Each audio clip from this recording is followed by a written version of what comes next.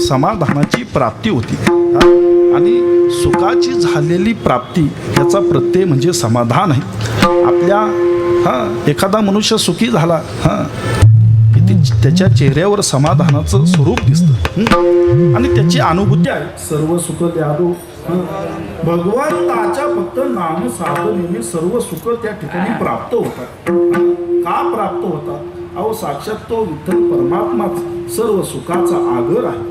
सर्व सुखाचे आगर म्हणे नरहरी सोनार. सर्व सुखाचे आगर माऊली म्हणतात बाप रुक्मा देवीवर सुखरूपायचे तुझ्या कोण सांगा माझ्या पांडुरंगा साधिका तो. आणि भगवंताच्या सानिध्यामध्ये प्राप्त होणारं सुख हे शाश्वत आहे. त्या सुखाला कोणत्याही स्थितीमध्ये कोणत्याही अवस्थेमध्ये बाधा नाही. असं अबाधित सुख हे फक्त भगवंताच्या ठिकाणी आहे. की त्या सुखाचं वर्णन करीत असताना जगद्गुरु तुकोबराय म्हणतात त्या सुखाला 16 ही उपमा तुकोबरायांनी दिली बरं का. मी का पडे न निराळा ऐसा सांडुनी सोहळा.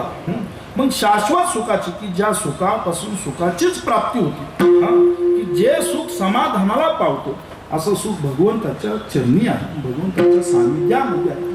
त्याचं नित्य नामस्मरण घडलं पाहिजे. त्याच्या चरणी एकविध भाव हा निर्माण झाला पाहिजे. तरच कुठेतरी जीवन कृतार्थ होईल, धन्य होईल.